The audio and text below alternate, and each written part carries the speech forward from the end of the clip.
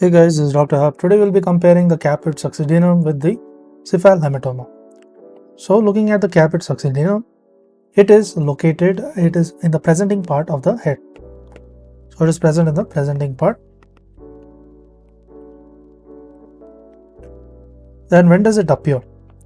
So appearance wise, it is immediately after birth. So it is present immediately after the birth. Then we are looking at the cause. So how is the cause of this? The cause is in terms of the prolonged labor. So it may be due to the prolonged labor and it can cause the venous stasis.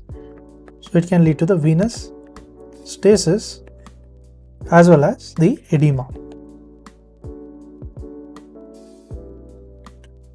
Then what is the extent of movement of the Caput succedaneum?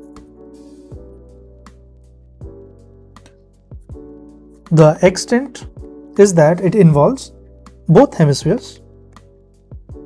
So it involves both the hemispheres and it crosses the suture line. So Caput succedaneum, it crosses the suture line.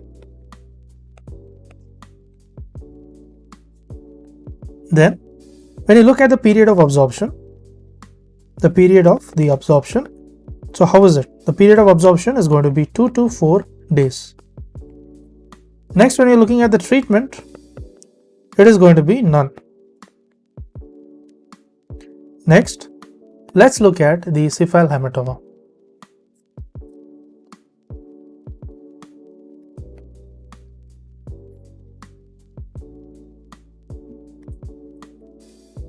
So, in terms of the cephalohematoma, where is the location? It is in the periosteum of the skull bone and the bone. The periosteum of the skull bone and the bone. So it is present, it appears several hours after the birth. So appearance wise, it is several hours after birth. Then comes a question on the cause. So how is the cause? The cause is it can be due to the instrumental delivery.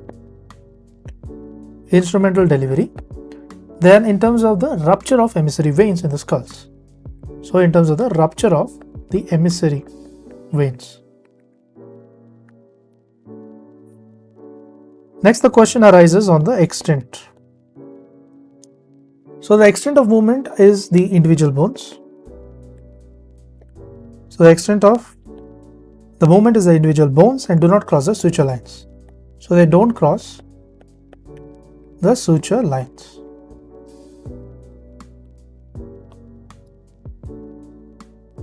Then what is the period of absorption? The period of absorption is going to be 2 weeks to 3 months. So it is nothing but 2 weeks to 3 months. And how is the treatment of cephalohematoma? The treatment of the cephalohematoma is going to be supportive treatment and it can cause the neonatal jaundice. We need to know that it can also cause the neonatal jaundice.